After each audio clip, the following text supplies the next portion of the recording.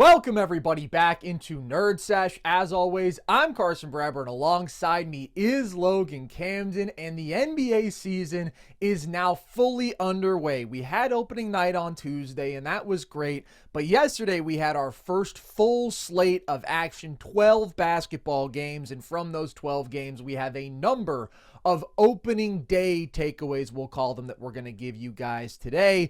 Now, even more stuff has gone down in the basketball world since then, because now we have a series of gambling-related investigations and even arrests being made by the FBI. Who's the next to fall, Logan? Could it be you? Specifically, I am looking at you, because I know that you have mob ties. Cash Patel, I just want to thank you so much for going and getting all the illegal gambling out of the NBA and attacking this and not going after any insider trading in Congress ever.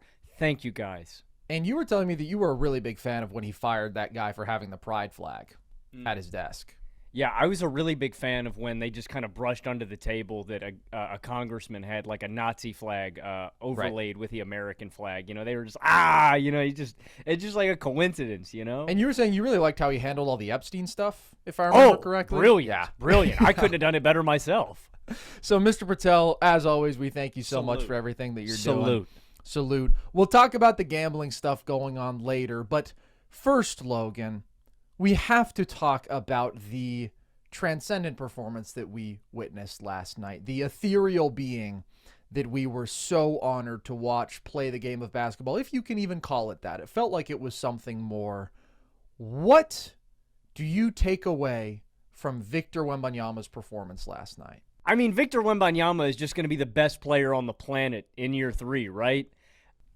I mean, with Wemby, it was always a matter of when, not if, you know, and that was one of my biggest reservations about predicting the Spurs' record this season, and their outlook was, if Wemby just takes the best player in the world leap, it's over. There's not going to be anything that you can do to stop this guy, and they are just going to mow down teams and get to the playoffs, and they're going to be at the party.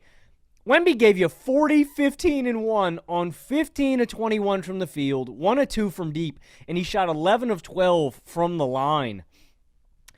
One of our friends of the show, Drew from Pick A Side, tweeted out after the game, if you guys are just now seeing Wemby, you're late to the party, and he's always been this good. And I will say, I think that we saw some things that Wemby has always been great at in this game.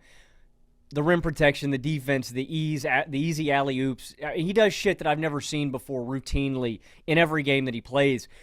But I kind of thought Drew was wrong. I thought he showcased a lot of improvement in this game. And if you're just overlooking it, I think you don't really know what you're watching with Wemby, because this game was really different to me. The main areas, especially offensively, strength, footwork, and coordination were the biggest things on display to me with Wemby.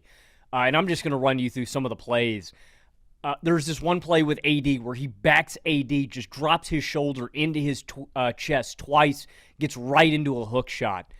The other possession that sticks out, the one that made me jump out of my seat and scream, hey! The and one elbow fadeaway jumper on AD where he bumps him, spins. That's a guard move, man, where he resets and gets into the jumper and bumps him right at the last second. Wemby's got another fall-away free throw line jumper on Najee Marshall, where you see the coordination, the footwork, the touch. And then the one that made my jaw drop had to be that tween, hezzy cross behind the back, step back 3 on Derek Lively. You shouldn't be able to move like that at 7'4". And so all of that was on display, but the biggest difference to me from the Wemby of last year and the Wemby of this year was how often he was just working downhill and getting to the line. It was his 4th career game with 12 or more free throws attempted, and the key number to me from this game is the fact that his average shot distance in this game was 9.3 feet. Last year, his average was 17 feet. This is a guy that is cerebrally, mindfully, and methodically getting downhill more and weaponizing his best traits to create the easiest offense possible. More physical on drives, more physical in general. There's another possession where he just takes AD to the hole, man. Bumps him immediately from the right wing. And what's so ridiculous about this, Wemby's stride length is so long that after that initial bump where he creates the space with AD, he only needs to take 2 more steps, and he is at the hoop, and with his wingspan can just dunk and finish over AD. There's other stuff like weaponizing pump fakes, man, to open driving lanes and create off of that. Wow. Yeah. I am just... It's unbelievable, like how fast it was. You know what I mean, Carson? Like, I think we expected eventually all of this stuff to come together for Wemby, but the brevity of it, how quickly he has ascended, it's unbelievable, man. And I'm just thankful that I get to exist at the same time as Wemby and get to drink it in every game, man. It is must-see TV every game. It's one of the most jaw-dropping performances I've ever seen. And this is a moment for the league to witness Victor Wembanyama start off year 3 playing at this monumentally great a level. And what I always say with Wemby is you can never write anything off. Like, this is why I said he could be the best player in the world by the end of this year. The talent is that limitless. The improvement has been that rapid already through his first couple years, but to be fair, I said it was a long shot that he would be the best player in the world this year, but you know that anything is possible with him. That being said, I did not expect this night 1. I expected this year for him to enter that true inner circle, for him to cement himself as a clear top 5 guy, but this just makes it seem like we're watching the future GOAT. Like, I have been saying Wemby is going to end up on Mount Rushmore. And you can't overstate how ridiculously high a bar that is to set for a player to say, oh yeah, it's a given that he's going to be the best player in the world. And my expectation is he is going to enter the conversations with LeBron, Jordan, and Kareem. And now I feel like I'm somehow selling him short by saying that. Like, I've never seen a performance like that in my life. And I made this video last night talking about, how we've seen God and his abilities are beyond our comprehension and how I'm fully bought into the cult of Wemby and he is our new overlord. But like, genuinely, it is beyond comparison. There is nothing like what we're seeing from Victor Wembanyama. I've seen people say like, oh, this must have been what it was like watching KD in 2007. And it's like, no, dude, add another 5 inches on in terms of height, make him the best defensive player on the planet, because now we are legitimately seeing that like scoring mastery from Wemby, the ball handling, the self-creation, the shot making, the craft, the physicality. It was absurd. And it was so functional. This is not like a flash over substance kind of performance. Obviously, when you score 40 points in 30 minutes and you make 75% of your shots, you're flat out dominating the basketball game. But Wemby has always had these flashes of like insane ball handling, insane shot making for being 7'4", and that's what has made us all so ridiculously high on his offensive ceiling. But all of the tangible refinements and improvements that he made in this game were absolutely stunning to watch. His driving is so improved. Like, he is legitimately, consistently getting by people with in and out dribbles and hesitations. He's using his off arm more effectively, initiating some of that physicality on drives, his comfort gathering in traffic. And as you mentioned, he can just cover so much ground with a stride or two. He looks so comfortable putting the ball on the floor, driving the basketball, and yes, that potential you can say has always been there, but to act like Wemby was doing this last year, even though Wemby was clearly playing like a top 10 guy last year, he was on a first-team All-NBA trajectory, he just flat out wasn't doing this. Wemby was a 17th percentile isolation scorer last year. Wemby looked like an isolation master last night. He's getting by you, again, which he is legitimately capable of creating that step with his handle now. His manipulation of the ball is so impressive.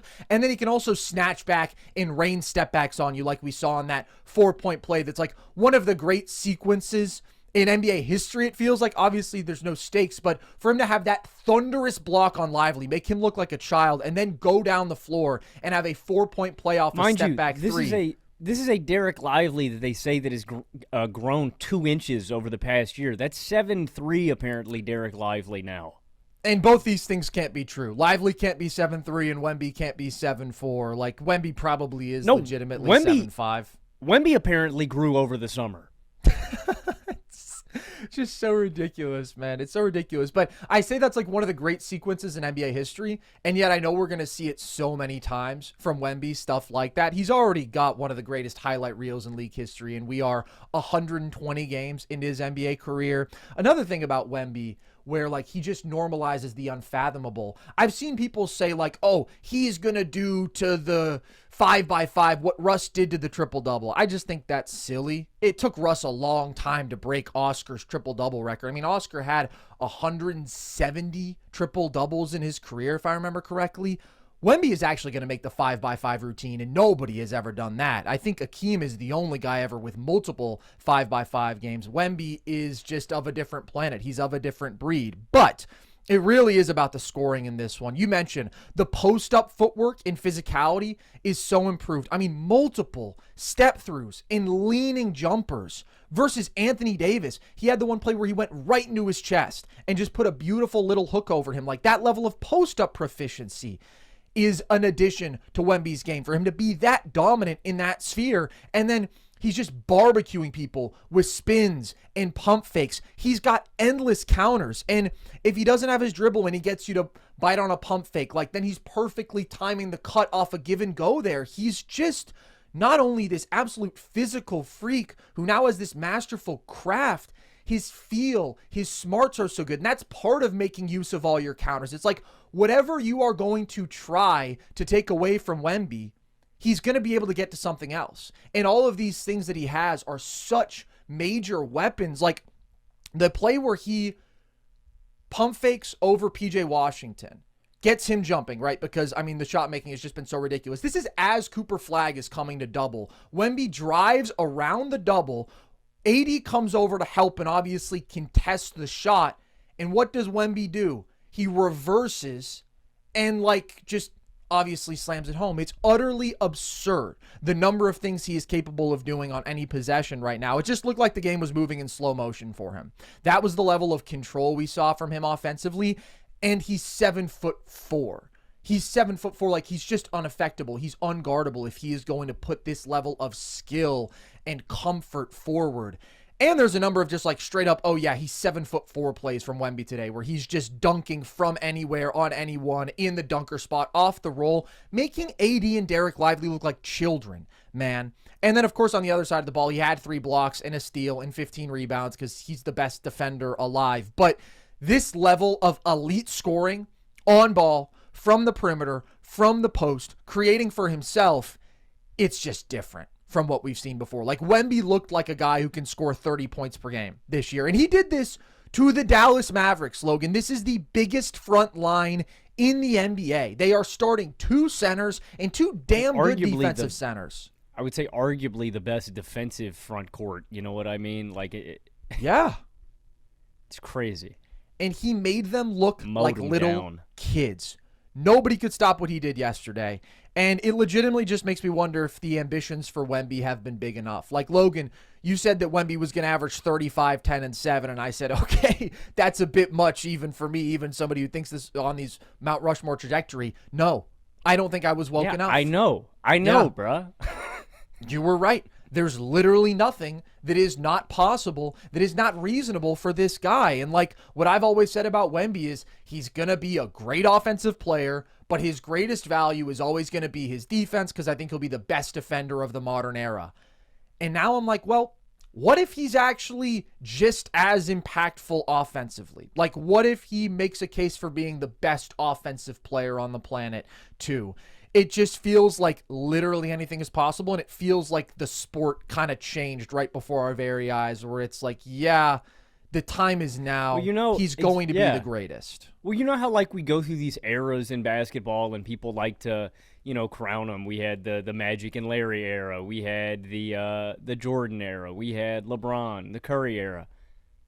This is the Wemby era. We have officially entered into it. It is his league, man. And the craziest thing about this, too, the Spurs don't even have De'Aaron Fox in this game, man. They drubbed Dallas without clearly their second-best player. Like, it's unreal, man. And you think about this defensive matchup specifically is what worries me about other teams and the Spurs getting matched up against in the playoffs.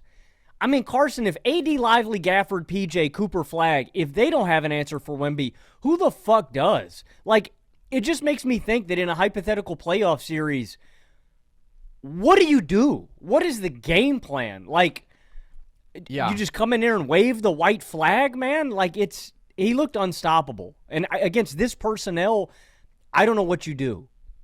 If we're actually thinking about like what the counter would be, I think people are going to try to guard him more with super feisty athletic wings who can maybe get up in his handle a little bit more.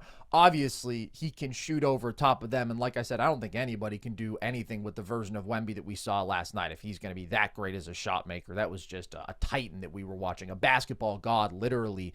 But I think what we are seeing concretely is like he's too skilled, too athletic, too comfortable handling, too quick to be bothered by bigs. Like, he can just initiate from the perimeter and cook them. And then now he's also got this aspect of post strength, and he's got multiple moves that he can go to down there, and he can still shoot over top of anybody. The Mavs got obliterated. And like we're talking about, this is a team that on paper you would think is about as well built to guard Wemby as anybody. And I think teams are just going to have to start going to some radical places to try to make him uncomfortable in any way. I'll tell you one of the most impressive, underrated parts of this game from Wemby. 0 turnovers. For him to handle as much as he did, rookie Victor Wembanyama, Logan, was a turnover machine. And that's where we can talk about, yes, obviously, he's one of the greatest rookies that we've ever seen, and the potential was limitless. Now we're talking about refined potential. Now we're talking about realization. Now we're talking about going from, oh, he's going to be the best in the world to he might be the best in the world right now. He was averaging 4 turnovers a game in under 30 minutes a game as a rookie. And now he's at a place where it's like, I am getting myself to a quality shot every single time down, getting the free throw line at a really high rate. And like, we know that there's also going to be some monster volume 3-point shooting performances from him, but we already saw him add that to his game last year where he's taking 9 threes a night. For him to have this level of mastery inside the arc, at every level, creating for himself in so many different ways, I was just absolutely blown away, Logan. I mean, it's a really good point to mention, and I'm just thinking about the next domino that's going to fall because we're talking about potential strategies that you can employ if you're the defense. The next thing to me is he gets doubles thrown at him, and we see Wemby really fully unlocked as a playmaker too. You know, I already think he's a really talented passer, but he could just reach this point where you're talking about him as a tough shot maker. Teams are like, all right, we got to sell out, and then you see. I'm drooling, man. I'm funny excited, thing is, bro. Twice last night, they tried to send a double at him when he was working out of like the high post area. Both times he still got an open shot for himself. I mentioned the one where he pump faked, went around the double, had the reverse dunk. Then there was his last bucket of the game where he just hits like this leaning baseline fadeaway, and it's literally unaffected by the double team. His release point is so high. He was unaffected by his primary defender. It's just like, yeah, I'm shooting over top and there's nothing that you can do about it. And if he's going to make 50+% of those shots, again, it's just unstoppable. So I am so beyond excited. I am titillated. I saw something I've never seen in my basketball watching life, Logan. And my basketball watching life goes back to the beginning because I've watched a shit ton of 60s basketball and 70s basketball and 80s basketball because, of course, I'm sick in the head and I love it all. This was a truly foreign viewing experience because Victor Wembanyama is, in the truest sense of the word, one of a kind in the history of this game. I will say, I like what we saw from the Spurs around him, too. I thought that athletically they were just pretty dynamic, and I thought it was a really good game from Stephon Castle. I thought that he did a really nice job defensively on Cooper Flagg, and he just is able to make use of his athleticism in so many ways. This is what I've always liked about Castle since he was a prospect. Like, he's an elite rebounding guard. He was getting out in transition over and over again. He's got really good cutting feel, which we didn't see last night, but in this game, 13 of his points came just in transition and off of offensive rebounds. So those are really lean buckets that he's able to get just on the back of his athleticism, really. And that's a unique ability that he has when you combine it with the point of attack defense and the playmaking feel that he has. And if he can just get the shot to a decent place, he could really complement Dylan Harper nicely, and those guys could make for just an excellent backcourt for a long time, where you're like, yeah, we've got two big athletes who can get downhill, who can more than hold their own defensively, who can play make. But Castle, I know some people are really high on him as like maybe a lead ball handler. I don't really see that potential. I think he would have to get dramatically better as a shot maker. I see it more so as, okay, he can be your secondary ball handler who's impacting the game in all these other ways. And if he can make 35% of his threes off the catch, and you pair him with another big-ass athletic guard like Dylan Harper, but who is a legit offensive engine, who is like a big-time rim pressure, rim finisher, really impressive playmaking talent, that could just be big-time stuff, man. So I'm kind of looking at the future here, and I'm like, in terms of the guards who matter most to the Spurs' future, I do think De'Aaron Fox is number 3. And symbolically, we didn't see him on the court last night in the absolute Wemby God game. Well, I don't necessarily think they need him with the play of Wemby, and I really do like the personnel around him. Overarching, just looking at everybody, not anybody specifically, I really like their ability to just get up and down the floor and turn defense into offense. I mean, there's a ton of athleticism. Wemby's such a good defensive playmaker. Like, they just fly up and down the court. And so I think that's going to be a bedrock of this team, just, quickly scoring points. Those are the easiest buckets that you're ever going to get in basketball, and they are very good at generating transition opportunities. So I think that's going to be huge for them.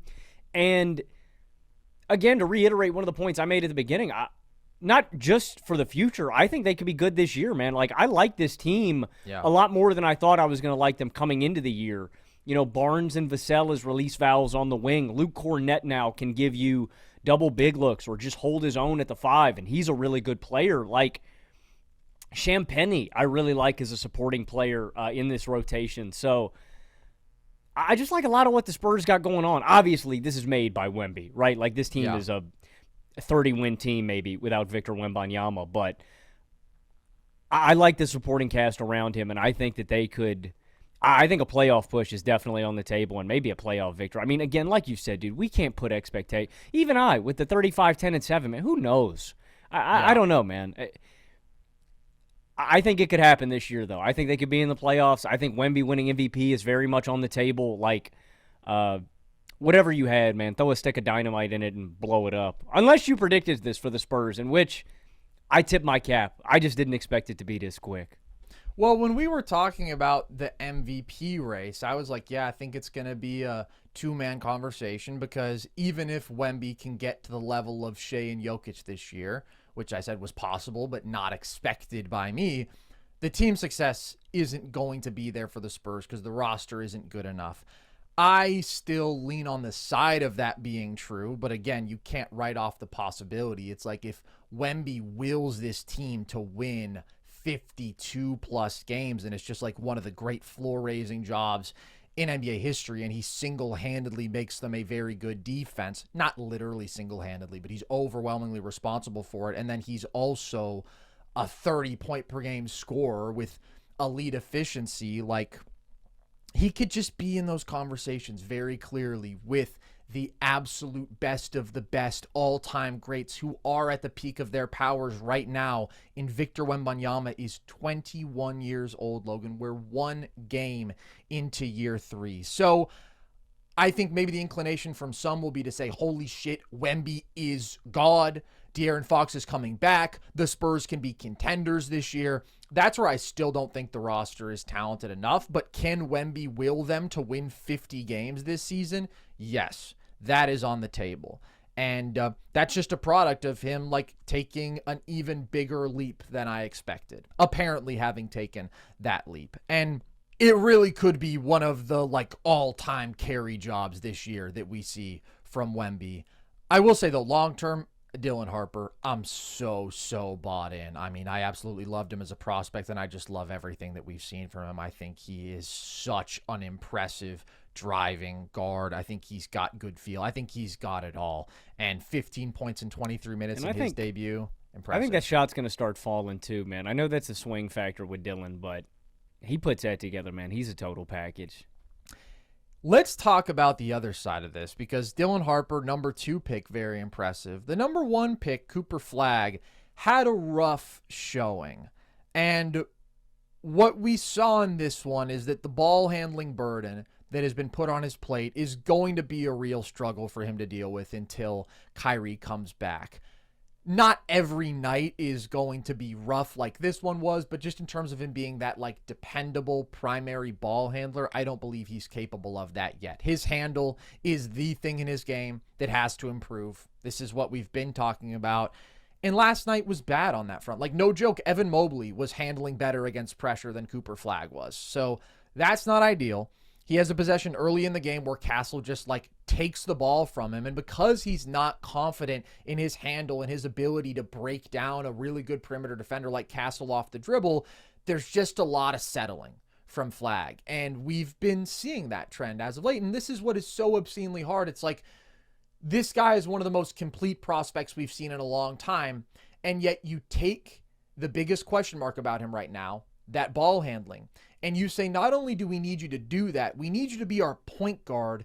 And because Kyrie is out, you're going to be facing opposing teams' best perimeter defenders a vast majority of the night. And so you just make life on him as hard as it could possibly be. That's not excusing that it was a bad performance from him on that front, but you understand that that's a really difficult situation for him to be in. And when he's trying to play like a point guard, which is what they're asking him to do, you can guard him with a guy like Castle. Now, Castle is a big-ass guard. I mean, he's a legit 6'5" and a really good athlete and a really good defender. But you might even be able to put a guy a little bit smaller than that on Flagg and get away with it if he's really trying to initiate from the perimeter. A quick guy, lower to the ground, who can bother his handle even more easily.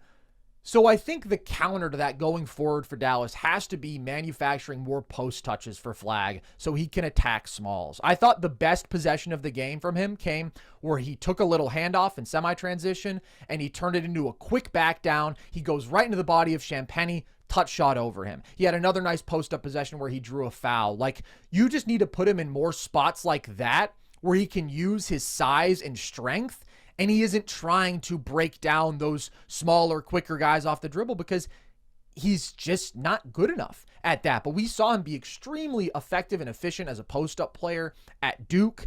Again, this specific team has to request something unique from him in the sense that they are so lacking that ball handling and playmaking from the perimeter.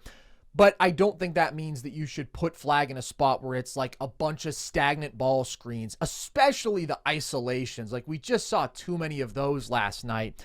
Overall, I want more post-up opportunities for him. He's got to be super aggressive in transition, and I think we saw more of that in the second half. But really lean into that. That's where he's going to be at his best. Have him play more coming off of off-ball screens. Like, try to create some of those advantages for him and limit how overwhelming the ball handling responsibility on him is. And I'd also like to see more looks from deep from him compared to the mid-range. It was a lot of mid-range jumpers in this game, and I just don't think he's good enough at those shots to be living off of that as like his primary shot diet. And then second half, he did get more aggressive overall, and he did have a couple drives that ended up just being stymied by like perfect verticality from Wemby and Cornet. That is a ridiculous rim protecting situation to have where it's like, oh, Wemby's off the floor and I still have to go up against one of the most effective rim protectors in basketball and Luke Cornet. I don't think Cooper Flagg had ever seen anything like Wemby, and he pretty much said as much before the game. But dude,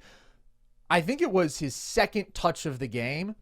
Like, he had an open three at the top of the key. Wemby was probably 10 feet away from him, and he was like, I don't know if I'm comfortable shooting it, and he ended up just kind of dribbling into a not so great mid-range pull-up look. But the fact that he never looked comfortable as the ball handler, like, that's what really stands out from his debut. And that's what a bad Cooper Flagg game is going to look like. That being said, I'm not worried about him because ball handling is the one area where we have known that he still needs to make significant improvement. I do wonder if they need to change up the starting lineup and start D'Lo alongside him. Now, the problem is D'Lo was terrible in this game, but I just think somebody who can take some of that pressure off of him as a ball handler. And overall, they just need more shooting and they need more perimeter skill because the offense looked bad. And that's not a surprise when you're doing the double big stuff and you don't have Kyrie on the floor, but it looked really bad. So we'll see how Flagg can improve throughout the year as he gets more reps, as this sort of point guard for them as a primary ball handler. Ultimately, I think he's going to look a lot more comfortable later in the year, and I think he's going to be slotted into a better role. And like Kyrie is everything when it comes to what this team can ultimately be. The burden that is going to be on him as the actual high-level perimeter creator and shot maker for this team. Like, they desperately, desperately need him to look like what they can ultimately be, to look anything like that. But I still think that Flagg is going to have a really good rookie season. And also, like, he missed 2 shots right at the rim in this game. He missed an alley-oop on the first possession. He missed a put-back layup later. Like, if he makes those 2 shots, he ends up with 14 and 10. Everybody probably looks at this debut a bit more favorably. Not to say that, like, that would change the conversation or that would cover up his flaws that do exist. But, like, at the end of the day, it's a 1-game sample, and I don't want to overreact to it, even though I do think it showed us where Flagg is going to struggle this year. I mean, I'll say it pretty simple. I think Jason Kidd set Cooper Flagg up. I do not think this was the recipe that Kidd should have gone with game 1. Clearly not ready to run point guard. I don't know who Jason Kidd thinks he is. The guy's not Magic Johnson, Jason. Like, Flagg is one of the best prospects that we've seen in a very long time. But it's like, someone like Magic would have been ready for that, sure. But, he played a ton of college ball. He's an anomaly. Like, and he was an actual point guard. Like, yeah. I don't understand his first game taking a leap up in a level of competition. You play him out of position. Like, I really put a lot of what we got from Flagg early on in this game on Jason Kidd's shoulders. And I know this is a big swing factor for the Mavericks moving forward, but a lot of this is psychological, and I thought a lot of his struggles early on were from a lack of confidence and a lack of momentum. Get him going early, like you said, run him actions off the ball where you can create him an advantage and get him a screen and let him go to work. And I don't know, man. I just, it doesn't make sense to me theoretically running that lineup with PJ out there. There's just not enough, like you said, shooting or ball handling. They are significant flaws when you look at that lineup, and I completely agree with you. I don't really care how D'Lo looks. I think you need D'Lo. D'Lo, Clay, Coop, AD, Lively. Mix in some lineups where you've got AD at the 5, Flagg at the 4, PJ at the 3. Like, don't get me wrong. Fine lineups to find your best guys, but I put a lot of what you got from Flagg early on in that game on Kidd's shoulders. I will say, first 2.5 quarters, disappointing. I thought once he got into that groove, it was a much better third and fourth quarter from Coop, where he gets that fadeaway to go, and then I thought you saw his confidence rise as the game went along. But I don't think they can keep doing that. I don't think and let me be clear about something too. Long term, I am very much bought into Flagg as this ball handler, initiator, creator, playmaker, on-ball scorer. I think that is something that we're going to see more of Flagg from and really blossom in year 2 or year 3. I don't think it's really going to be this year where it's just magical. I think Kidd is going to have to deliberately come up and create plays for Flagg and ways to get him involved in the offense and to draw him up easy stuff. So I'm very much still bought in on the potential. But this year, I think they've got to make an adjustment because I just think it's going to be a detriment to Flagg in his offensive game if they keep trying to run him at point. But what's hard is, like, even though I thought that they would go with D'Lo more and probably start D'Lo, and, like, they're not doing that, regardless of what Jason Kidd does, like, this roster is just so flawed without Kyrie. Like, Kyrie is going to be one of the most valuable players in basketball this year because of the crazy, weird construction of this roster. Because it's like, if you start D'Lo, well, he is D'Lo. Like, and I liked him a lot as a signing on the margins, but you don't really want him playing big minutes. And then you think, oh, I think they defensive backcourt could be really rough. I agree that they need him. My point is, this is not necessarily an easy decision to make, because the hole that Kyrie is left behind when your is so offense massive, looks, no matter what, they're compromising something significant. But I agree. Agreed. We when need your more offense, D'Lo because the when your offense offense looks this bad, I just don't think you're really left with any good options. Like, I think you have to make the adjustment, and that's the clearer one to me. And the challenges offensively go even beyond the fact that he has to be the point guard, or that's the role that they're putting him in right now. It's also like, okay, you're playing with 2 centers, not ideal for spacing, and also not ideal for your ability to play with pace. That's where Cooper Flagg is going to be at his best immediately, where he's comfortable as an athlete in the full court. He's a really good transition passer. And I just think that Dallas is probably going to play pretty slow this year because they're going to have two centers trying to get up and down the floor every possession. If you compare it to San Antonio, I mean, San Antonio was flying up and down, and they really cooked Dallas in the transition game in this one. So it's definitely a challenging spot that Flagg is in, but I've said it a million times, and I'll say it again. I think Kyrie Irving returning to this basketball team immediately changes the outlook for them. I think it immediately puts Flagg in significantly better spots. And so it's kind of hard to have any definitive judgments on this team or on Flagg's rookie season until we see them at full strength. And I know that maybe sounds kind of crazy because it's going to be a number of months until then, but I do think that they are going to look so dramatically different. And regardless, I think that Flagg will play better than this going forward offensively. You already felt his presence on the glass. He'll have some monster defensive games, some better playmaking games than this one. And all around, I still think he's going to be the best rookie in basketball. There's another rookie, though, Logan, who balled the hell out. We've talked about the number 1 pick. We've talked about the number 2 pick. Can we talk about the number 3 pick, VJ Edgecombe, having the 3rd most points in an NBA debut ever, Logan, behind only Wilt Chamberlain, of course, and Frank Selby. Nice shot, Frank. What did you make of what we saw from VJ? I think he's going to be a star. I mean, I think Philadelphia lucked out in getting VJ. I will say, very impressive debut, and we're going to break it down. I do think some of this had to do with some pretty shitty defense from Boston, where just leaving him alone, like a ton of wide-open spot-up threes, and I want to give VJ credit for knocking them down. The shot is a huge swing trade for him in determining if he's going to be, because he's got the athleticism and the explosiveness. That shot's going to be a huge swing factor, but he was knocking down every open three. And with VJ, he's just going to be a really hard guy to guard in any sort of spot-up situation. I thought you saw some elite closeout attacking from him. When they created an advantage, the guy is just exploding off the catch. Impossible to stay in front of. He just blows by Tillman off one of these switches, catches one outside, flies by Peyton Pritchard. I thought you saw some of the transition play where they just get the ball to him up on half court. Hits this nasty Euro step versus Jaylen Brown. That's a 1 versus 3 that he basically clutches. There's another transition moment from Kelly Oubre where he throws him a nasty alley-oop in traffic. And I thought you saw some backdoor cutting from him. I mean, it is all... The thing that I love about it most is it's just all coming within rhythm. It is within the flow of the offense in structure. He's not doing too much. It's nothing forced. And it's so complimentary. He just looks like a special off-ball scorer. And that's scary when it's his first game. I mean, you're not even talking about anything really on ball where he's breaking guys down and creating by himself. This is all, playing off of Maxey and playing off of other guys. It sucks. I'll touch on this a little bit more in a little bit because I want to hear your thoughts on VJ's debut too. It sucks because I think VJ is ready to be impactful year one.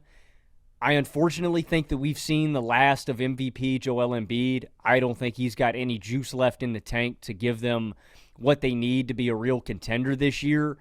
But VJ looks damn good, and they've really crushed on some of these picks the last couple of years, man. I mean, to get Maxey where they did, to get McCain where they did. 21st and 16th. Yeah, and to walk into VJ Edgecombe. I mean, their young guard rotation is absolutely unbelievable, man. I know we were both really high on VJ. He just looks ready, man. He looks ready to dominate right now. And by the way, it was really high on Tyrese Maxey. Logan, who called him the most skilled scorer in that draft? Who called him the best pick of that draft? This honky right here, baby. Let's see Maxey drop 40. 15-yard penalty, self-glaze. It's fine. I'll take it. Because whenever it comes to Maxey, I just got to bring it up. Because now everybody's so high on Tyrese Maxey, and sometimes I'm like, I'm not the highest on him relative to the consensus anymore. But when I think back to my beautiful draft evaluation, Maxey, he's always going to be one of my guys because of that. But I agree with you completely about the future. I mean, the backcourt trio here, that is big-time talent, and that gives Philly a future. So you have to give credit single-handedly to the drafting there, because even if Embiid and PG end up being disasters and things don't get better and you're just eating their massive contracts, the fact that there is now a subsequent timeline is incredible for them. It's a lifeline. And even if maybe you don't think that Maxey and McCain fit together, that's fine. I mean, you can trade one of them and get a boatload of assets back, and VJ is certainly going to be great alongside either one of them, because I think that VJ Edgecombe is one of those guys who would succeed in pretty much any situation. I did really like him as a prospect. I mean, for me, it was like Flagg clear 1, Harper clear 2, but then also VJ clear 3. Like, they were all in their own distinct conversations for me, where I felt very strongly about that hierarchy and then it being everybody else. He's just a legitimate freak athlete, and you see that in so many different ways in this game. I mean, he attacks a closeout and he just explodes. He crosses and he blows right by a big off a switch. He's pushing in transition and is just a blur. Like, the athleticism is A++. That's both in terms of his explosive burst and his vertical athleticism too. With the coordination, though, that's the hard part, is like how under control he is at full speed. And this is why the comp for VJ, the best case scenario, was like 2018 Victor Oladipo. I mean, they really do have similar movement styles. And what was so impressive from VJ last night was the finishing, where he did look under control, and he's been really good around the rim since preseason. That continued, which is really big, because as great as an athlete as he was in college, he did have some inefficiencies finishing around the rim. The touch around the basket wasn't always very good. That's looked better early. And then, as you mentioned, the shot making, obviously from beyond the arc, but some of these like touch short mid-range shots too. That's an area where I've been optimistic about VJ, but like you said, it's something of a swing factor for him. How good of a shooter can he be? And when you pair that sort of efficient finishing, efficient shot making with this ridiculous athleticism and a guy who's going to be like one of the best rebounding guards in basketball because he's so fucking springy and he plays hard, a guy who's going to be an impactful defender because he plays so hard, a guy who's got good feel, is just a high IQ player on both sides of the ball, there is a whole lot to like with VJ Edgecombe. And I think that he's a stud. And whether or not he is ultimately a star, that potential is there. But what I am extremely confident in is that he is going to be a very good NBA player no matter what, and a guy that you want on your team. And you couldn't really have been more encouraged by his start to the year. This was a fantastic performance. But talk to me a little bit more about your Embiid concerns, Logan. I mean, I've always been an Embiid critic. I felt bad. I felt bad for Embiid and Sixers fans watching him in this game. I just get it. You know what I mean? Like, it sucks seeing a guy that was like at the peak of his powers and knowing how special he can be. I want to say, I can't remember what stat it was. Or no, I do remember what stat it was. Embiid, Carson, and this blows my mind, is the most efficient NBA player in terms of points per minute in NBA history.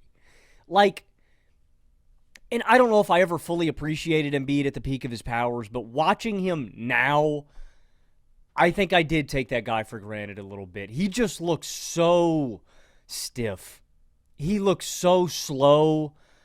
His mobility and agility looks completely gone. And I just think, not that that's ever been such a big deal for Embiid, but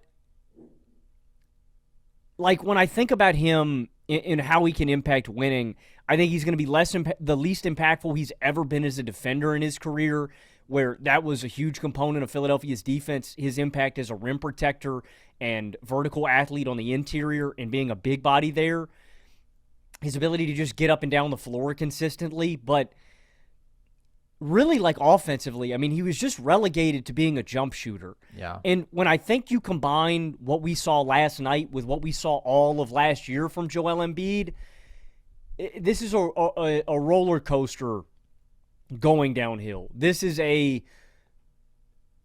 I just think we've reached a point of no return with Embiid, where I'm not saying that Embiid, I think, can have good nights. You know, I think he can probably give you 20 to 25 if he's having a good jump shooting night. But I think like that consistent level of impact night to night, it's just not going to be there because of the physical condition that his body is in, man. I think we are seeing a guy that has fully deteriorated and can just not give you what he could once. And what I'm saying is I don't think he can be as great as he once was on given nights, but also I don't think he can consistently give you a solid floor night to night. And I feel bad. I'm really disappointed, and I just feel bad for Philly fans, man. I think that we have seen the last of MVP top 10 level Joel Embiid. 4 points on 1 of 9 shooting. That just flat out doesn't happen ever from Joel Embiid when you're talking about his peak years. And he was minus 16 in a game that they won.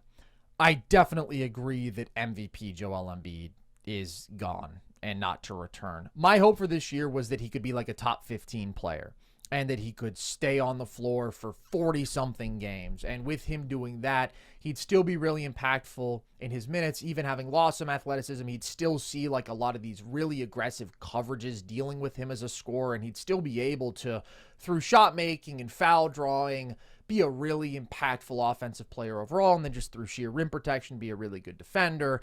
And I'm not writing any of those possibilities off for this year.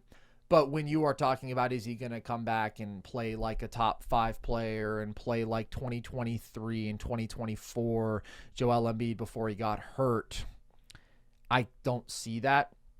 I was hopeful, and I remain hopeful that this year will be better than last year, when Embiid really, really struggled in the 19 games that he played and was really slow and not impactful defensively and was very much relegated to being a jump shooter on offense, but was also really, really struggling as a shot maker and just looked all out of sorts in every way.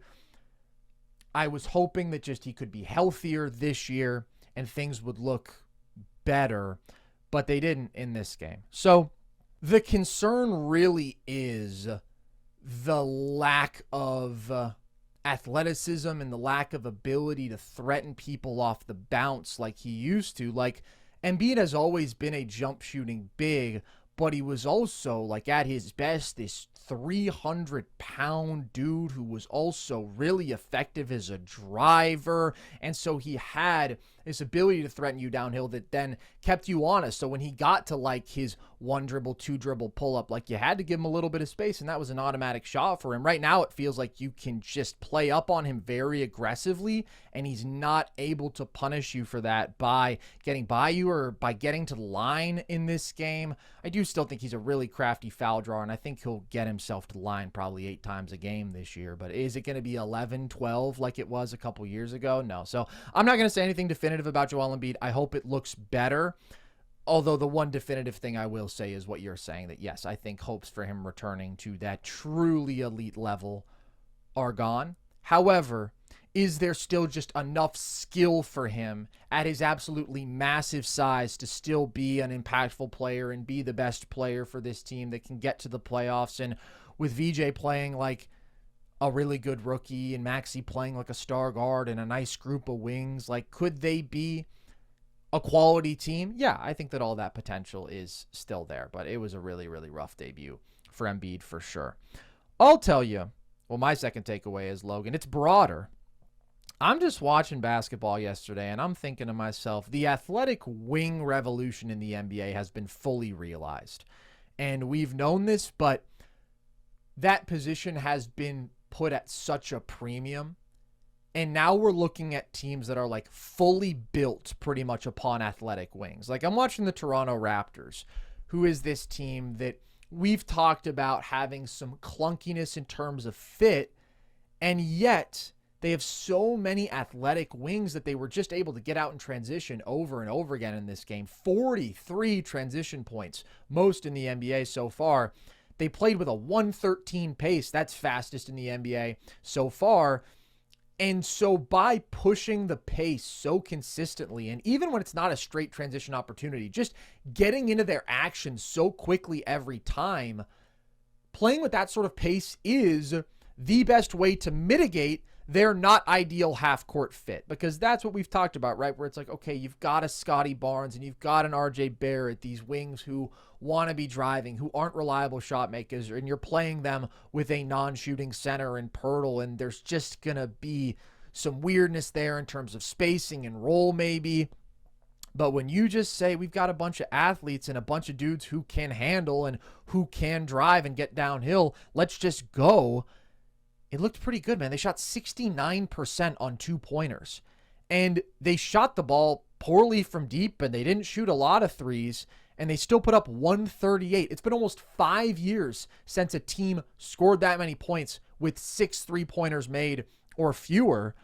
And if you look like beyond the starting group, like to the bench, I mean, having an Agbaji, having a Grady Dick who played really, really well in this game. Even their backup center, Mobo, is like a 6'9" super good athlete. And by the way, Sandro Mamukelashvili had some good minutes in this game. He's not even a traditional center. I can't lump him in with the athletic wings, but he is somebody with some perimeter skill. So it's a very, very interesting roster construction. I was not high on Toronto coming into the year because I thought, yeah, there's some pretty good talent here, but it doesn't make sense to me.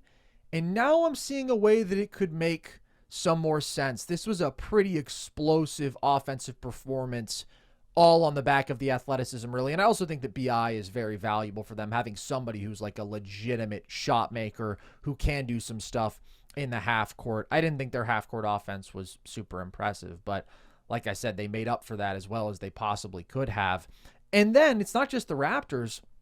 I look at the Blazers, and I really like what they have. They are playing some 5-man lineups where everybody on the court is 6'4" to 6'8". Like when they are taking Klingen off for the most part, they're going straight small ball. And those groups have 4 straight up athletic ass wings. It'll be like Shaedon Sharpe, Tumani Kamara, Denny Avdia, Jeremy Grant. And then you've got Drew Holiday, who is this 6'4" big guard. And it's just like such futuristic basketball, even though the Blazers aren't going to be a great team. Like, it truly is positionless in the sense we want a bunch of dudes who can handle, who can get up and down the floor, who can guard multiple positions, who can get to the basket. And that's a good formula to win a fair number of regular season games. Like, obviously, we're not going to take this too far when it comes to half-court offense and having that legitimate high-level shot creator that you are going to need to win some big games. That's where things are going to fall apart for Toronto and Portland. But when you're active defensively, when you push in transition, when you got a bunch of young athletes who play hard, like, it's fun. You're going to be able to beat teams on October, November, December, January nights off of that. And so I was encouraged by what we saw from both of those teams. I like the Blazers a little bit more just because I think that defense is so elite, but also the Raptors are the team that has more offensive skill. And by the way, Toronto just straight up outwinged my beloved Hawks, who I've been talking about as like one of the great examples of putting together these awesome wing cores. And now they also have the great playmaking guard, and they've got the really great play finishing big. So they've got more around that. But I actually thought the Hawks' wings looked good. I just thought the Raptors' wings were even better. But Jalen Johnson, man, impressive playmaking game from him. It was just too much Nickeil Alexander-Walker for the Hawks' offense. He was handling a little bit too much. I believe he went 2 of 15. A little bit less offense out of Utah. Love the defense. Yeah, I'm really impressed with what we got out of Toronto. I will say, I think that, like you said at the end of your spiel, that's all I was going to add, is that I think it will come back to bite them eventually. I think in some of these games where you're not getting defensive stops as easy. You know, it's a game script that does work with this lineup, right? You're getting stops, you're getting out in transition. Yeah. I do think in a slowed down like playoff environment, it will look worse, but no question. No question at all. But what I'm saying is, like, this is a new formula for a team where, again, we have seen everybody looking to acquire as many of these athletic wings as they can. And now we're seeing teams where that's like almost everybody on the floor, and it still works reasonably well. Like, it's just fun. It's unique. But I guess I can't say it's unique anymore because we're seeing more of it. And I think that that's kind of an exciting, different thing to see, especially from some of these young teams. Like you said, it's not the solve. It's not going to be what wins them a playoff series. But it can win you, like you said. Gets them to a first-round series. Exactly. Yeah.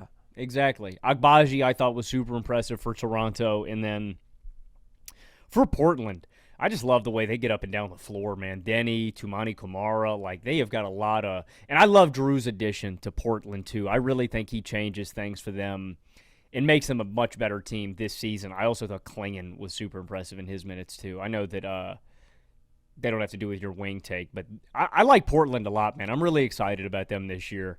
Yeah, I thought that they were going to get that opening win against Minnesota. I did and too. I was going to say that's a good one. And then Ant had other ideas. Shot making late, yeah. Ant went on a heater down the stretch of that one. But those were a couple fun games to watch. What is your next takeaway, Logan? Well, I just brought him up. Anthony Edwards, Carson, Okay. I think, is stamped as a top 6 player on the planet. I think that's where he's at right now. I couldn't go top 5 because I think Wemby has cemented himself in that 5 spot. You know how we're always talking about the top 6 players, who's stamped as a top 6 player. I couldn't do it. But, look, man, screw you. I just wanted to talk about Anthony Edwards, all right, buddy? I just wanted to somehow talk about my baby boy. Sure. 41, 7-1 in this game on 14 of 28 from the field, 5 of 10 from deep, 8 of 8 from the line. I don't think we saw a ton of new stuff from Ant, but I did think we saw some stuff. The biggest thing to me was the handle. He looks even more confident with the ball in his hands. The pace with the ball, the way he's navigating through screens and through the lane. I thought him and Gobert looked really good together in tandem. He's such a good screening partner, but Ant got some really easy buckets off ball and on ball with Gobert. But really, to do it against this Portland defense is what was super impressive to me.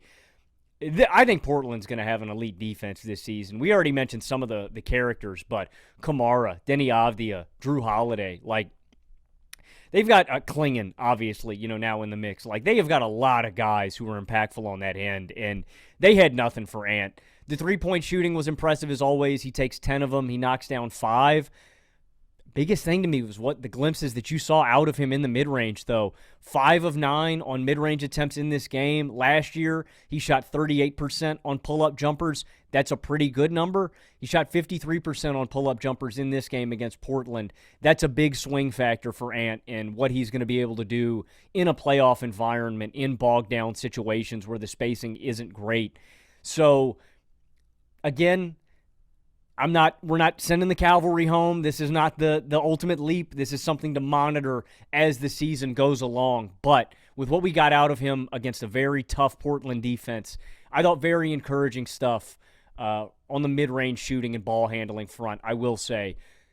Would still love to see him be a little bit more impactful as a playmaker, but that's another area. But I still thought it was a very impressive debut. And in the clutch, man, Ant just took over and put this thing to bed. He was not going to be denied.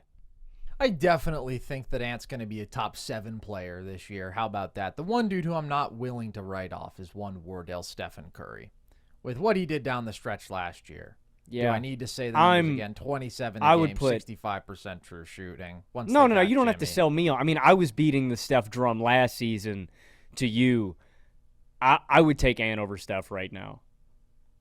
Okay. I'm just going to need to see a little bit more because I would take the version of Steph that we got for those last 30 games. I thought that he was playing like the 4th best player on the planet at that point, only after last year's big 3 of Jokic, Shea, Giannis, and now we have to include Victor Wembanyama in those conversations forever. And he is also obviously now going to be firmly in these top 5 conversations all year. But Ant, I do think, is going to have a great season. And like you said, I thought the shot making was really excellent. I mean, the mid-range is going to be the thing that he's got to put together to become the most complete version of himself as a scorer.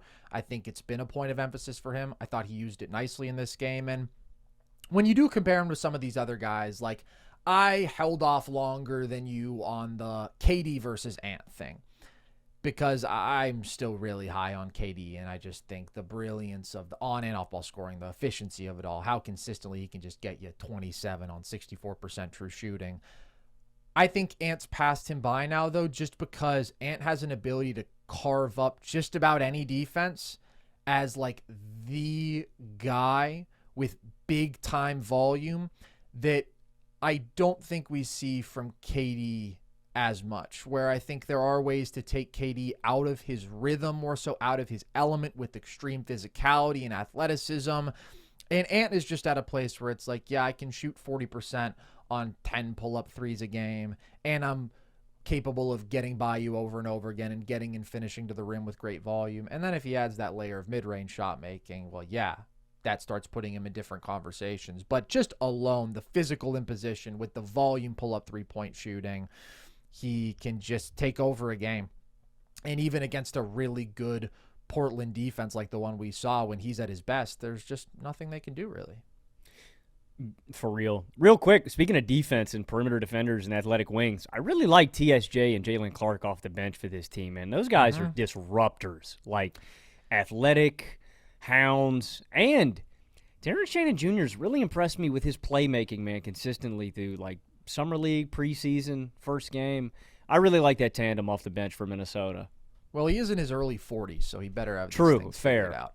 But, yeah, the Na replacements, I think they look good, and I like those guys as well. I'll give a couple shout-outs to some young guys. Just real quick, I wanted to mention 3 rookies who I thought had impressive debuts. Jeremiah Fears was just blowing past people, and we know that he is somebody who is incredibly difficult to deal with as a driver because of the combination of ball handling, shiftiness, and elite top-gear quickness that he does have. But it was really impressive, and I thought that his paint footwork was really, really good, and the finishing was very good. That's going to be something to monitor with Fears. He is somebody who's been able to generate a paint touch pretty much whenever he wants it, but he had some issues finishing at the rim as a smaller guard. It was a good start for him, and I'm very excited to see what he can do. I know that he's a very polarizing player, and I totally understand the concerns, but I don't think you can deny some of the special abilities that he has out there, and the biggest one is just that ability to consistently get into the paint and do some damage, and that's what he did in his debut. Trey Johnson, just a ridiculous shooter. Like, best shooter in the class. We saw that in this one, from the mid-range, from beyond the arc, off movement. He's just phenomenal there. And then Cedric Coward, my beloved Cedric Coward, 14 points on 5 of 5 from the field with 2 steals. All of his field goals were in transition, but he's just somebody who can do damage out there as a great athlete in the full court, and I think that we're going to see more from him in the half court. He's a high feel, high IQ, versatile guy, really good athlete, good shot maker, makes good decisions with the basketball, extremely efficient and impactful player in college, and I think just a great two-way wing that anybody would be lucky to have, and I'm very happy that the Grizzlies got him for their sake. A whopping game high plus 24 plus minus for Cedric Coward. He won the game. Some are saying that he single-handedly won the game. So those are my rookie shout-outs, Logan. What is your next takeaway? Those are some really good shouts, and I have got a not a rookie per se, but a rookie head coach with this new team. I think Mike Brown is just going to be a flat-out way better coach this season for the Knicks than Tom Thibodeau. Pretty simply, I think he just fits better with the specific talent on this roster. I think Tibbs is a defensive-minded head coach, a guy that is going to maximize the defensive potential of teams, and I don't think he fully knew how to get the most juice out of this Knicks offense with all the talent they have, and I think Mike Brown has made a few adjustments that are going to end up in being some pretty big meaningful outcomes for the Knicks this season. Number one, the Knicks just taking more threes, I think, is pretty important with the talent they have on this roster and the floor spacing they have, especially in a game like this where you don't have a Mitchell Robinson out there on the court. Super important. 34 attempts last season per game. They were 27th in the NBA. They shot 40 in game 1. That is 10th in the league right now. Playing much faster. They were 26th in pace in 2025. This season, I believe they're just 18th, but that was noticeable to me in terms of an uptick, just getting up and down the court much faster. Outside of that, I thought you saw more offensive diversity where you've got Bridges and OG handling the ball and playmaking a little bit more. I think there's a little bit of a well to tap into there with Macau where, one, maybe he'll be less prone to some of these slumps, Carson, where if you hearken back to the playoffs, every Mikal Bridges touch was basically a spot-up possession where he catches the ball on one of the wings and then he works to the elbow and gets to that little floater. Sometimes would just be out of rhythm, hadn't touched the ball in a long time, hadn't taken a shot in a long time. I think using him as a more of a playmaker and a ball handler could allow him to just avoid some of those slumps and get into rhythm a little bit more, which I think is important for this team. And like I said, OG and him having more opportunity, taking more shots from behind the arc.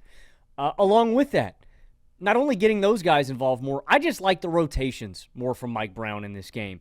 Ton of Deuce McBride, more Tyler Kolek. Yeah, dude. Which I think if you're looking at a spot that the Knicks needed more last year, more ball handling, more creation, more guys that can take the ball out of Brunson's hands and give some juice to the Knicks when he's off the court, I thought you got that. And what this also does for the team is it not only gives you some diversity, it gives you some lineup versatility, which I think is very important for this group in terms of mixing and matching.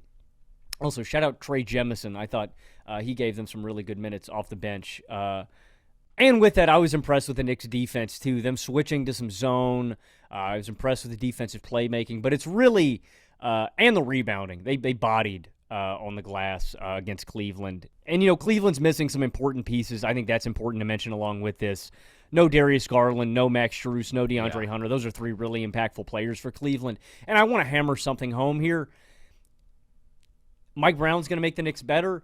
I still don't think he addresses the overarching issue with the Knicks, and I thought Cleveland could have done a much better job in this game of actually attacking some of the weak points, Brunson and Cat most notably on defense, getting them involved in the action. I don't think they did that enough in this game, and again, they weren't at full strength. So I still think Cleveland's better.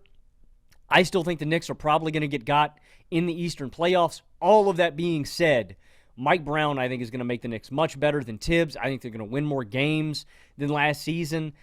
They have an outside shot with the injury issues, maybe, of the 1 seed. I think they're going to be a much better regular season team. So I really love the addition of Mike Brown. I still prefer Cleveland when we're talking about a playoff context. I thought that Mike Brown was a good hire. I like what he brings to this team philosophically on offense. He's somebody who emphasizes more ball movement, player movement, handoffs, all of these things that would enable them to have a more varied offensive attack, playing with more pace, getting up more volume threes, as you said, all these things that I thought they pretty much did in this game. I don't have a ton to add, but I did think it was very symbolic that first possession of the game, they have a swing to a wide open corner three for Jalen Brunson. Like, how many possessions in total like that did you see in the playoffs last year? Very, very few. He was able to get a couple of just like wide open looks from three off the catch. I like him taking 9 threes in a game. He's such a great mid-range and floater range operator, but volume threes from a shooter as good as him tend to be a good thing. 43-point attempts, like you mentioned, playing with more pace. I liked all the things that you liked from the Knicks offense in this one, and I also really like more Tyler Kolek, man. He was somebody who I liked a lot when they picked him, somebody who I was hopeful even last year could be a factor in the guard rotation just because things were so dire, campaign minutes and whatnot. Like, I thought there was an opportunity for him just as a polished ball handler, somebody who's very crafty as a driver and is a really good passer and has good touch, and he just never really got his opportunity.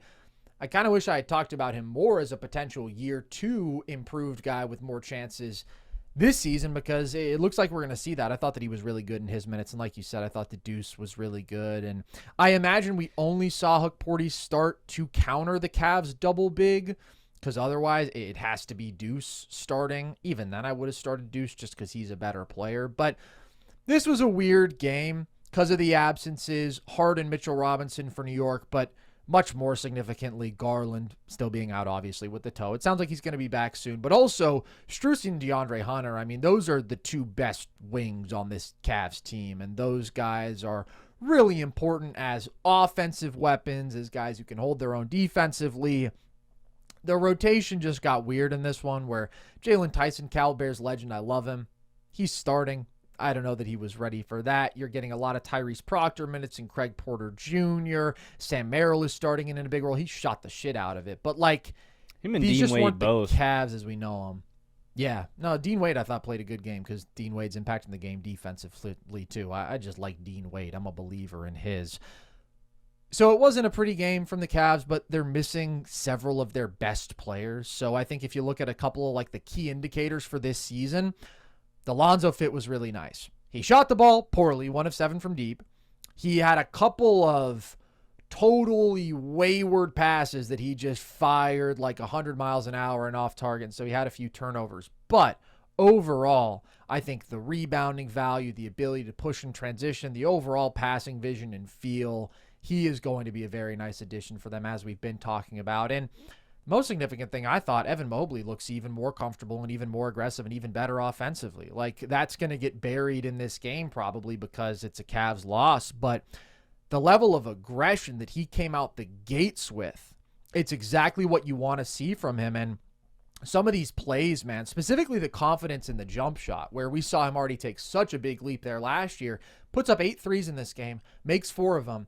And we're not just talking about open threes off the catch. We're talking about transition and semi-transition pull-ups. We're talking about he runs inverted pick and roll. You go under. He shoots that above the break 3 to punish you. Like, legitimately additive 3-point shooting from this guy. And I think his ball handling looked even better. Like I mentioned it in reference to Flagg, dude, OG is applying legitimate ball pressure.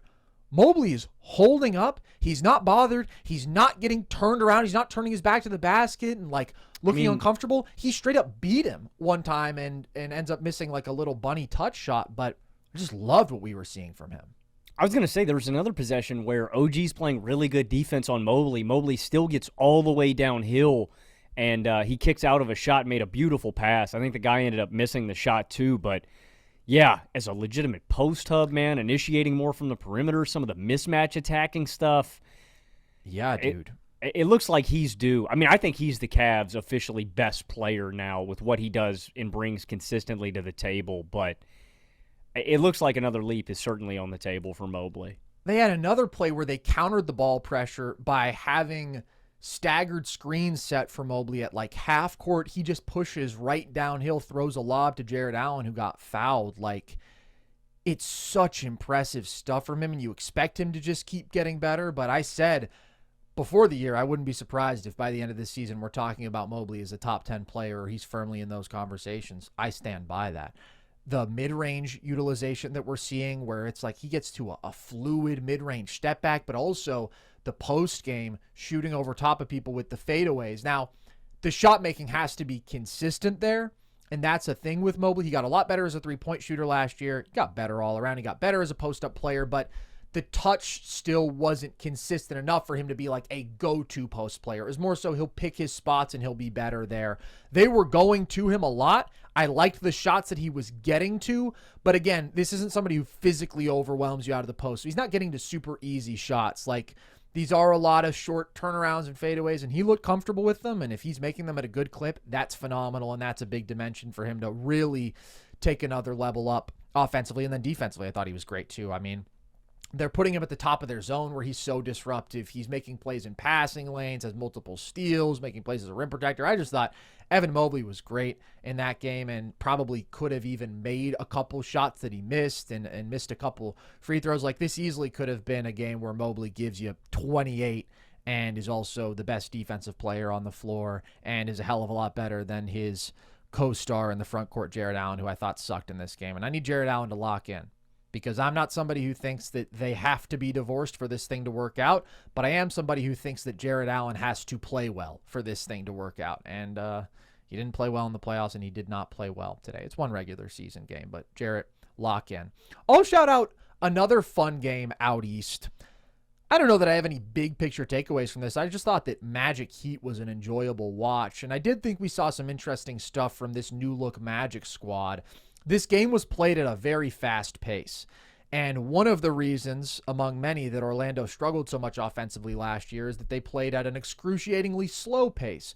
So it wasn't just some of the inconsistencies of their stars, the terrible three-point shooting around them, the lack of ball handling around them. It was also like, we're not getting anything easy in the full court. Transition offense is always more efficient than half-court offense, and they were getting less of it than pretty much anybody, which this year just should not be the case, because they have athletes who can get up and down the court. Paolo and Franz are weapons in transition. Desmond Bane is a really good transition player, and they had 31 transition points in this game. They averaged under 20 transition points per game last year, so that alone makes a difference. If they make a concerted effort to play with more pace, that will give them more easy offense in every game. And then I do think that Bane really does add a lot as a ball handler, as somebody who can really extend the defense, as somebody who can make plays for others with the ball in his hands. I thought that his presence was felt in this one, even though it wasn't the best shooting game from him. And I liked some of the two-man game that they were trying to get to early with him and Paolo. First play of the game,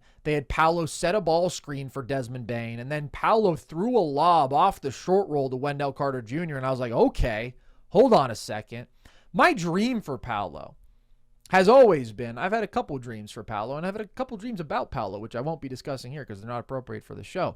But when he was a prospect, I was like, this is a guy who at 6'10", 250 can blend the wing and big skill sets in a really unique way. And what we've seen from Paolo up to this point in his NBA career is more so, no, I want to be the skilled, tough shot-making wing.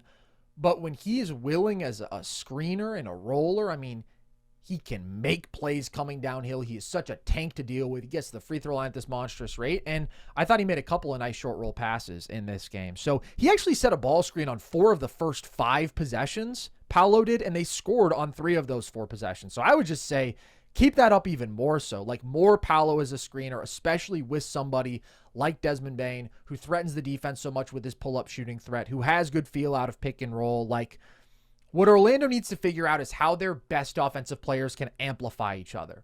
Because Paolo and Franz have always had this dynamic where they don't make each other better and they conflict with each other in some ways. And nobody around them is making life easier on them. Orlando's now added the talent to make an offensive improvement. And if they can get that fit to gel, and if they philosophically approach the game the right way, then we could see some improvement there. And so I'm not going to overreact. They still had like the 16th best offensive rating of anyone we saw yesterday. But I think if this team is an average offense, that's a success. Coming from where they were at last year, 27th in offensive rating. And I liked some of the little stuff that we saw from them. I also liked Tristan da Silva a lot, one of my absolute favorites in last year's draft. He had 7 straight points for them at one point. He's handling a little more. He had a nice sidestep 3. He's a nice all-around player, Logan. He's one of those do-it-all wings, and I really like the guy. So we're going to have to see, okay, are Paolo and Franz more consistent in some of the key swing areas for them that we've talked about? But I thought that this was a nice opening win from Orlando. That being said, it didn't look like they were a cut above Miami at all. I do think part of that speaks to the fact that the Heat are going to be really solid, though. I've talked about this. I like the Heat. Obviously, they have a very hard ceiling, but they've got some quality wings. Norman Powell is just a hell of a shot maker, and you get good bench contributions from like Fontecchio and Hawkes. Again, they fit into that wing group. I think that they're going to have a solid season. But that was a very fun game. Yeah, I'm excited about Orlando this year, and I think a lot of the little nuanced stuff that you're talking about, what they can do off-ball to enhance one another, I think it's going to be crucial this year.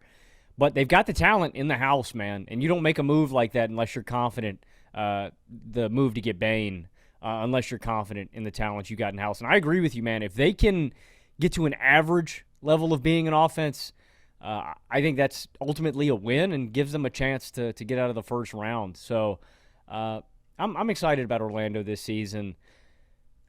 We are going to talk about a guy who missed that game, Terry Rozier, who, as we alluded to at the beginning of this show, Rozier and Billups were arrested in a gambling sting conducted by the FBI. According to the indictment, this is just Rozier. Rozier and other defendants had access to private information known by NBA players and coaches that was likely to affect the outcome of games or players' performances, and provided that information to other co-conspirators in exchange for either a flat fee or a share of betting profits.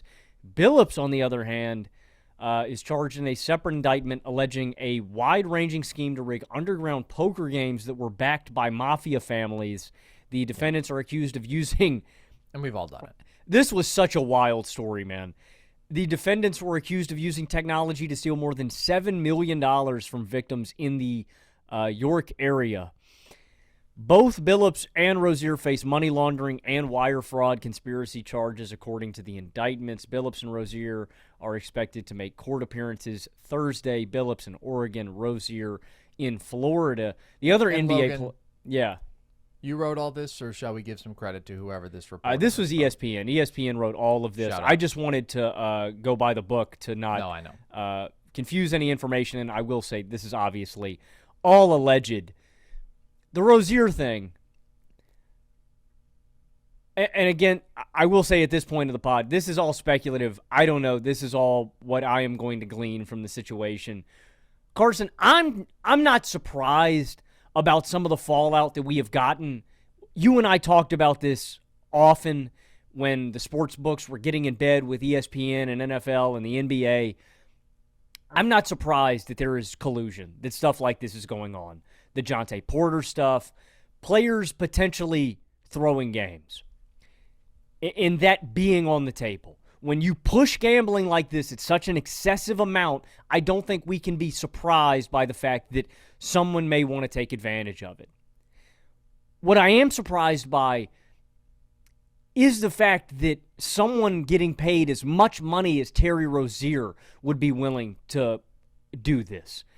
What is the incentive for Terry, Carson? Because the only thing that I can come up, again, I am speculating here, is that he got into bed with a shark that he shouldn't have, owed somebody some money, and had to make some debts back. And this was him repaying his debts. Again, this is me speculating, but that's the only conclusion that I can come to when a guy is making over $25 million a year, is he got into trouble with somebody and needed to make some money back. Like, you know, because I think it's different from the Jontay Porter situation we're talking about Rozier, right? Jontay is a guy making under $1 million a year. You can understand, okay, this guy's leash is short. Maybe he won't be in the league next season. He's not a consistent rotation guy, isn't going to be making NBA money. He looks as this, maybe I can rig a couple of games, get my bag, and get out. What I would say to Jontay and Terry Rozier both are, you guys are idiots if you think the bookies aren't tracking all the money that comes in on a certain player. You're stupid. Anytime you put an exorbitant amount of money on an under for a player, and then that guy conveniently leaves with an injury or exits the game early, you guys are stupid and should have known you were going to get caught. I'll just put that on the table. But back to the point I was making earlier, I don't get the incentive, Carson. For Jontay Porter, sure, you can dress it up. Maybe I'll understand. For a guy like Terry Rozier, I just can't wrap my head around it. So I don't want to treat this definitively like, yeah, Terry Rozier has been arrested for this, so Terry Rozier did this. And the reason I have say you that seen is, the clips though? Like the games that they are alleging the pointing to, the Hornets game. Yeah, but here's the thing. When you think about the Malik Beasley situation, the game where there was all this suspicious activity around his under on rebounds, and he goes way over on rebounds. Like, the NBA cleared him in their investigation. So I am certainly not saying that Terry Rozier is innocent. I also don't know if I can definitively say that he is guilty, just because I think it's exactly what you said, right? Whenever there is any suspicious activity, that is going to get flagged.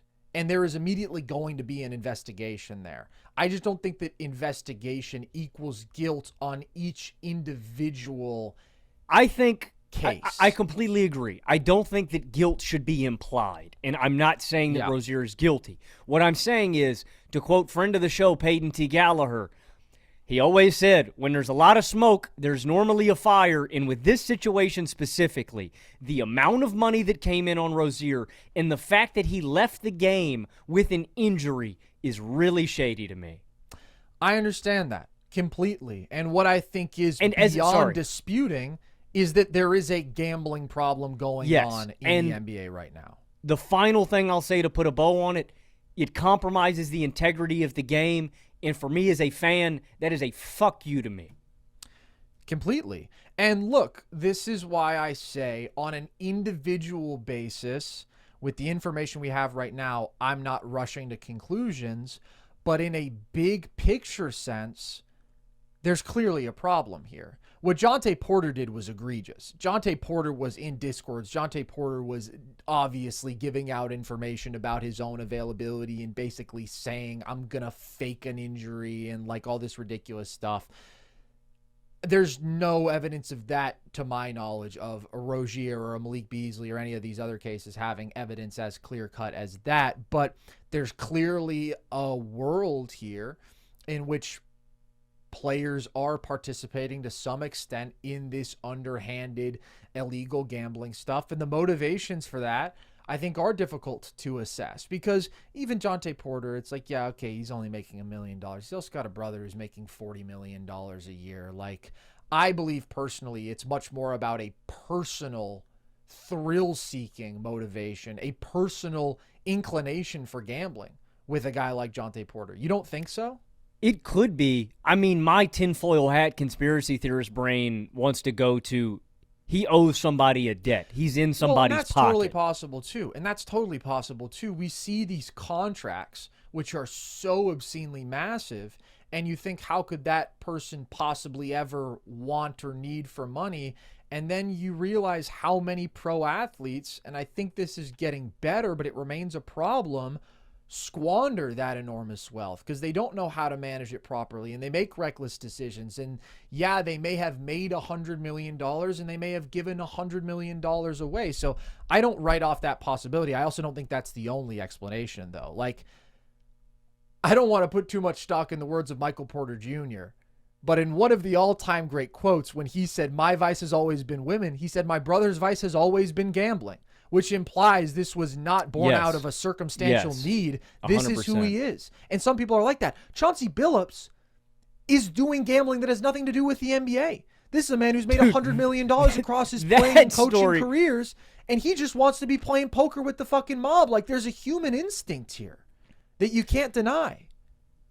Did you hear about some of the elaborate ways that they are cheating? Yes. It's awesome.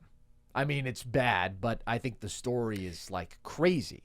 Yeah, dude, it's like he's got spy technology to win a fucking poker game.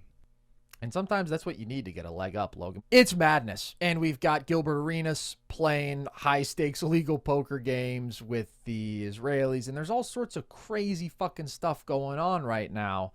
And I don't want to conflate the two, because to me, being involved in an illegal poker ring as an NBA coach is obviously bad. It's illegal.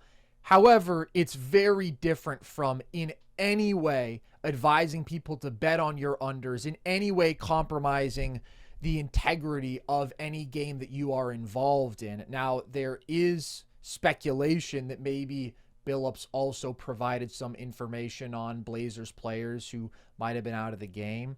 And the guy who's involved in both of these investigations is Damon Jones. And so that's certainly one to watch there.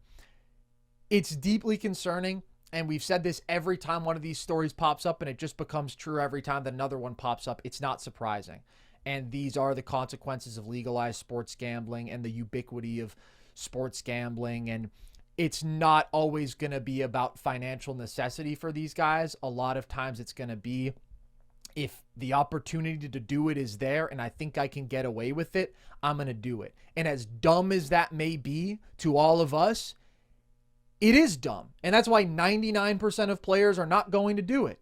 But if 1% of players, or realistically, if more like 5% of players, we've already had multiple investigations in a league that only has 450 guys, it's going to continue. And I think the only rational response from the league, obviously, is to come down hard on it. But now we've gone past that. Now we're talking about FBI investigations. And I don't know that there is a way to remedy this. Like, the reality is that people develop gambling addictions. And if people have this craving, or if people have this need financially and they feel like this is the only way or the way for them to get it done, like, that's going to happen. And that's easier facilitated through legal sports betting.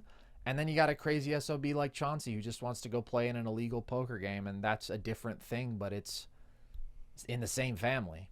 Yeah, and I'll say this too. I said it already, but Cash Patel and the FBI, if y'all want to bring the hammer down on some insider trading in the NBA, let's do it in Congress too, bruh. Like, it's like the pot calling the kettle black, man. Insider trading is insider trading, and I think it's disgusting that anybody can do it. It should be illegal, and unfortunately it's not. I just think we need to have consistency across the board. And you're cooking. That shit just pisses me off, man. you're cooking. And look, we're talking about the NBA here. It's a basketball podcast, but you are looking at an agency that has been very, very willing to look the other way and not hold people accountable. And we talked about the Epstein thing, also the revenge tour on people who had been involved in keeping President Trump accountable through previous investigations, through January 6 investigations, saying, no, we don't want you anymore. I mean, the FBI has a very bad reputation right now. I would say probably worse than ever before. They are constantly in the spotlight in a very negative way that is not usually the case, at least to this extent. And so I don't want to put too much into something that was said by the lawyer of a defendant, because you're not going to find a more biased angle than that. But Terry Rozier's lawyer did come out and say, we were aware of this investigation and we wanted open communication with the FBI if possible. And they said that Terry was not a target. And then basically they wanted to create the scene and the story of arresting an NBA player and taking him out in handcuffs and having him do a perp walk and all these things. And I don't think you can write off the possibility of this is a really accessible, tangible story that everybody is going to get. It's not complicated. There's a fuck ton of sports fans and NBA fans out there. This is a hot button issue. And so, look, obviously if they're guilty, well, yeah, then you're justified to do the investigation. But the Terry Rozier situation is just a little bit strange to me. I'm not going to say that the NBA is coming down with the long arm of the law a lot. We don't know where this aspiration thing is going to go. It may be that they are just fucking soft as all hell. But they did clear Rozier, and that's not nothing to me. I think that there's some ambiguity there, so I don't know. We'll see what information and what evidence there actually is. But it's a bummer of a situation, man. It's a bummer that this is such a pervasive issue, and we are in a place where, luckily, I don't think that this is meaningfully impacting the outcomes of any games. We're talking about Terry Rozier on a shitty team pulling himself out of a game. Jonte Porter, who's not even a rotation player, faking an eye injury. That, I guess, is the bright spot here. But the reality is there are people who are more financially motivated than players when it comes to getting involved in this stuff that we have seen in a world before sports gambling was legal. Tim Donaghy's situation was insane, man. So if we're talking about players who are making $20-something million a year doing this, what about the refs who are making relatively normal salaries? It's just a troubling state of affairs. I mean, that was my thing about the NFL using. I was nervous last year. I've always said that about refs, man. Pay them enough so they don't feel the incentive to do anything like that. That's how you mitigate it. You put these guys on full salary, full year. Don't worry about it. I'm not as sure how the NBA does it and pays their refs, but like you said, man, it just makes you wonder. It just makes you wonder about everything, and you can't be certain that. Final question on this. Yeah. Do you think there's going to be any big changes that the NBA makes sweeping across the board to try to curb some of this? What can be done? I don't know. I feel like we've embraced sports gambling. Yeah, I feel like we've opened Pandora's box.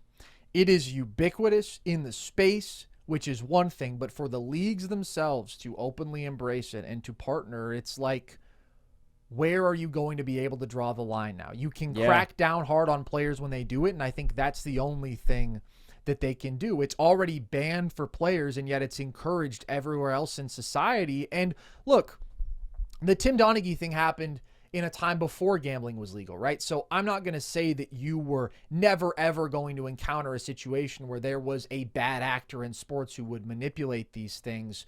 But when it is so accessible and when it is so universal, there is a reason that we have had multiple of these scandals within the last year.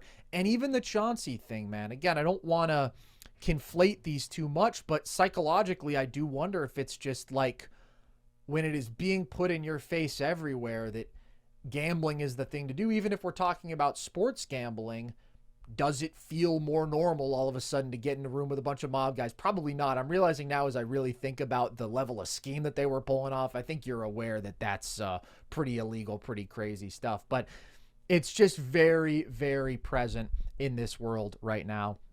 So we will continue to track that story as it goes along. There's a lot of crazy fucking stuff happening under the surface in the NBA. And I'll tell you what the real good news is, that it's coming to light. Is it all coming to light? I'm sure more will come to light, right? Like, that's clearly the progression here, but it's good that these things are not going unnoticed and they are under scrutiny, and hopefully that's able to lead to some progress and some correction here. I still have one more takeaway, Logan, and they are just a bunch of miscellaneous basketball thoughts. So we'll end on that note. Keep an eye on Walker Kessler, okay? Walker Kessler, very impressive in preseason. Jazz are using him as more of a passing hub. He's shooting threes now, and it translated to the first game of the year from the preseason. He gave you 22, 9, and 4 with 6 stocks, 7 of 7 from the field, 2 of 2 from 3. Whoa, Nelly. That was a game from Walker Kessler. Jazz, I think, out-assisted the Clippers by, like, I want to say 10 to 12. They had 38 assists in that game. Playmaking was obscene. Yeah, well, what happened there is a team that was fueled by the devil, a team that committed major moral transgressions, a team that said we are above the law, we do not care about the law. That's the LA Clippers, a team that had lived immorally and done wrong. They went to the house of God, and they were shown how to play real basketball by a bunch of people who are not from Utah but were in Utah. And that's what happened there. Yeah, that was a very surprising blowout. I didn't watch much of that game, but I did go back and watch every Walker Kessler possession, and he looked good. Also, they're starting Flip now. Flip, man, what a fucking skilled big. I mean, the skilled size they have in their front court is pretty freaking sexy, man. I think I may have sold the Jazz short. Obviously, they're going to suck, but it just feels like if they take this year more seriously, they've got enough talent to win more games than I gave them credit for. Taylor Hendricks, Bryce Sensabaugh played well. Like, it was a good performance from the Jazz. I'll give you another shout out. Booz Ellis, most improved watch. Stay locked in. Gave you 21 and 6 with 3 blocks. My pick. I think he's going to have a massive year.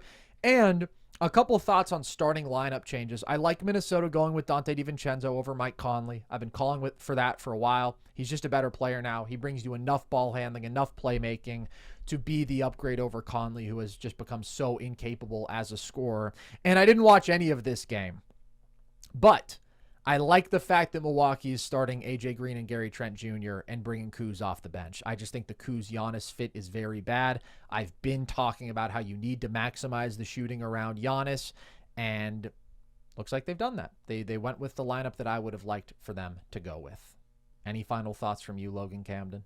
I'm just fired up on basketball, man. I had a joy that returned to my body that – you know, I love football. I'm really glad football season's back, man. Basketball just gives me it scratches that itch, man. It really does it for me. So I'm elated. I'm so locked in. I can't wait for games we got tonight. We get to watch Jokic play. We got a finals rematch, unfortunately, Sin Halley. But I'm all jacked up on Mountain Dew, man, and basketball. Yeah, me too, dude. The feelings that I experienced watching Wemby last night, nothing else in the world can do that for me. It's my crack cocaine. It's my heroin. It's my fent, Logan. I just love basketball so much, and I am so damn excited for this season. This is a game that is being played at such a high level right now by so many different players and teams, and we are going to have a hell of a time talking about it this entire season. We will see you guys next in terms of a full-length show talking about the NFL Sunday night, but hopefully I'll have some more YouTube content out before then because it's NBA time, baby. We got to grind. We got to grind so we can shine, as they say. So stay tuned in for that. You can watch all of our full episodes on YouTube. You can listen to all of our full episodes across all audio platforms, and you can follow us across social, TikTok and Instagram at NerdSesh, Twitter at Nerd_Sesh. You can also join our Discord if you want to chat with the gang and be part of our community over there. So, with that, as always, I've been Carson Brabber. I have been Logan Camden. And this was Nerd Sesh.